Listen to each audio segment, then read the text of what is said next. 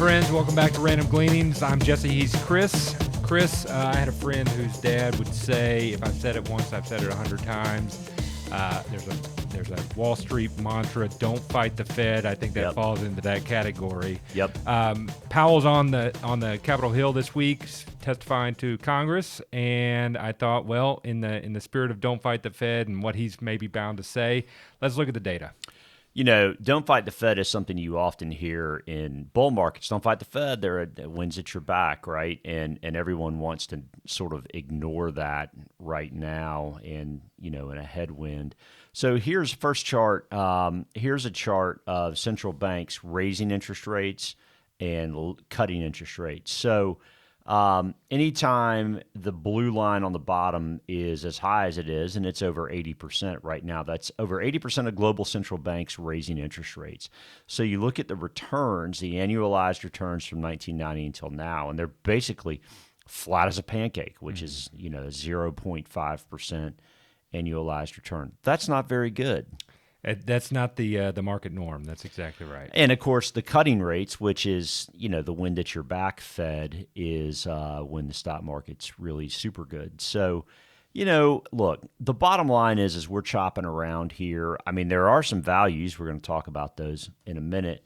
But, I mean, what you'll probably hear from Chairman Powell on Capitol Hill really has to do with the continued inflation that they fight, which is real. Yeah. We found this, Nick Timmeros from the Wall Street Journal put out an article just today and refers to Greenspan talking about a conundrum that he was fighting back in the 2000s and then calls Powell's conundrum the labor market strength, which we've talked a lot about. Some job numbers, JOLTS, and the unemployment number also come out this week. So some things to pay attention to.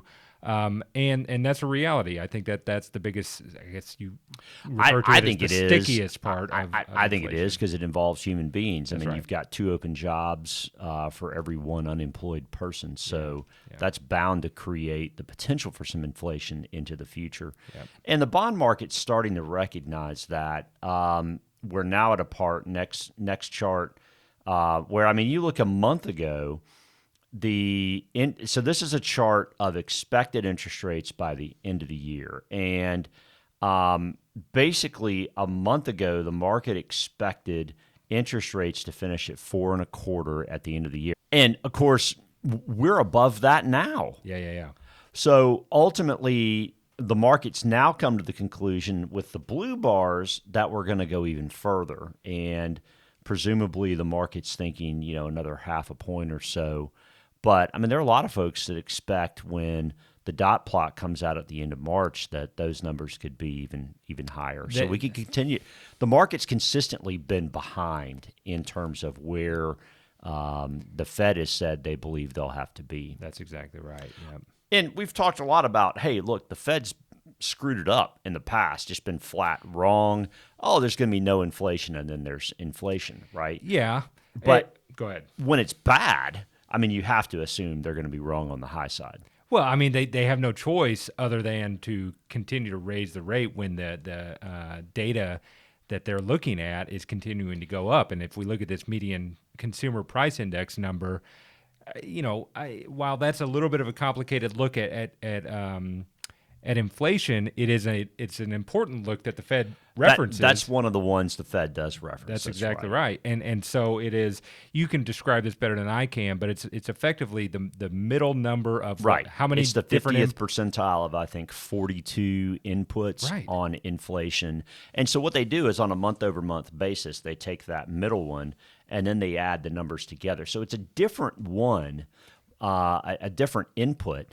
But ultimately, if you add them together month over month, which is how you get year over year numbers, you end up with the fact that inflation's still hanging around. Well, I think it's interesting that it does change month to month because it just tells you that inflation number is moving around the economy, right? It was goods early last year, and now it's more of the services and labor side of stuff. Correct. Right? That's right. Yeah. The sticky part. That's right. So here's the good news. Right. Okay. So next chart, if you look at valuations of bonds versus stocks, you're now hitting a point where bonds are the cheapest they have been in 20 years, 2001, 2002 time frame. And so, they may get cheaper. No way to know that. But at least now you're getting paid, which we've talked a fair amount about interest rates being higher, and that's a good thing. If we look at the equity markets, it's also interesting what's really kind of leading, and this is an internal proprietary tool that we use in terms of ranking different asset classes. And you know what I notice in here? There's no technology. Yeah.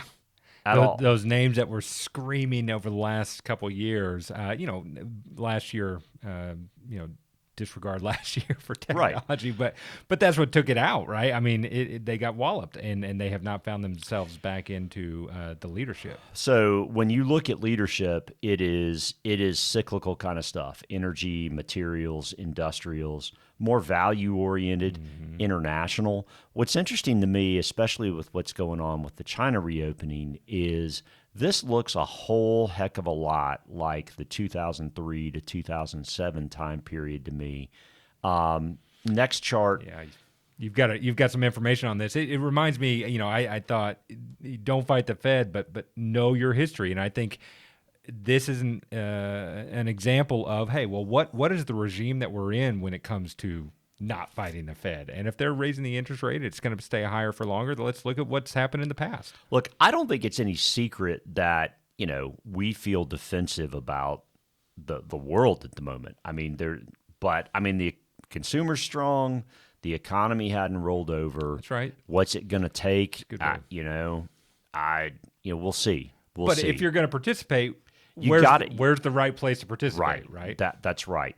So if you look here on this chart, you can see the bottom ranking in orange. And this is from March 1st of 2003 through October 10th of 2007, which happened to be the top right before the great financial crisis. And you can see over that 4.5-year period, the S&P was up 84%. It was a bull market at that point, okay?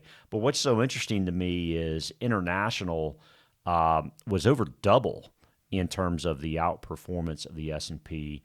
Technology's just above the S&P in pink. Green is industrials. So again, 30% outperformance, that's pretty material. Yeah. And, in brown, you've got mid-cap value, which was almost a 50% outperformance over that time period. Materials were up about the same. Again, international was over double the S&P. And goodness gracious, energy in purple was the top. Almost a I guess That's about like a 3 to 1. Triple. Yeah. Mm-hmm. So, this time period, in terms of the leadership, looks very similar. Don't know if that's what's going to happen. Don't know if it'll keep up. Just, when you start trying to, as you mentioned, you got to kind of rhyme history a little bit.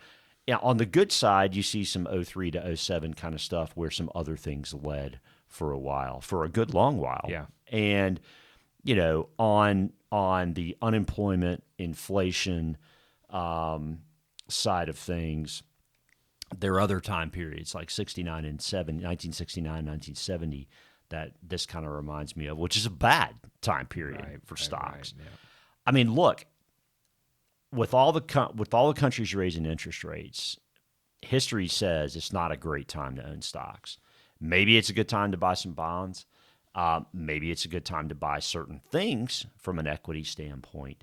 But at the end of the day, we've just got to continue to be measured about all this. Yeah. Well said. Well said. I just wish we could say something else. Like, oh man, it's great. It's great. It's positive. Well, again, you give me like a 15 multiple, and I think I'll be pounding the table a good bit about let's go buy some stocks. Well, in the last 20 years, interest rates have only been 5%, 1/4 of the time. In 2023, those 4 years we just looked at, 03 to 07. They were at 5%, and now they're at 5%. The rest of the time, they've been darn near zero. That's exactly right. Okay, so if you don't think that's going to create some headwinds for stocks, whether it's higher cost of capital for those companies, whether it's the market's been so good, the economy's been so good that there's inflation, and now we have to deal with higher interest rates. Whatever it is, does that deserve a higher than average multiple over the last 15, 20 years? yeah, Right. 20 years? Look, I can't say whether it does or doesn't, but at the end of the day, there's plenty to be concerned about. These are the areas that are working. So we'll see what happens over the next 6, 9, 12 months. It's going to be interesting. I agree. We'll keep watching. That's all I got. Yeah, me neither. I got nothing else. Okay. Thanks as always for watching. We appreciate you tuning in. Please do hit the subscribe button, click the bell to be notified whenever we post. Please share with a friend.